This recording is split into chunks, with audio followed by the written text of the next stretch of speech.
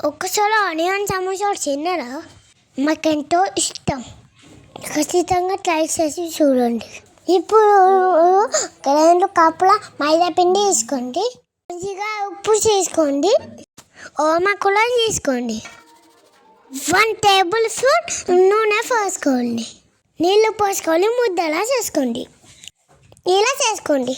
ఇప్పుడు ఒక గిన్నెలో 1 కప్పు ఆనియన్స్ వేసుకోండి. కొద్దిగా కొత్తిమీర కూడా వేసుకోండి. 2 మిరపకాయలు కట్ చేసి వేసుకోండి. 1/2 teaspoon salt, garam masala కూడా వేసుకోండి. మైదా పిండిలో నీళ్ళు పోసుకొని పేస్టులా చేసుకోండి. సన్న పూలీలా చేసుకొని కాల్చుకోండి. పొడుగా ఈ విధంగా కట్ చేసుకోండి. ఇట్లా మడ్డగా పేస్ట్ పెట్టి మసాలా చేసుకోవాలి. మళ్ళీ పేస్ట్ పెట్టి క్లోజ్ చేయాలి. ఆయిల్లో దీన్ని ఫ్రై చేసుకోండి. ఈ వీడియో నచ్చితే సబ్స్క్రైబ్ చేసుకోండి.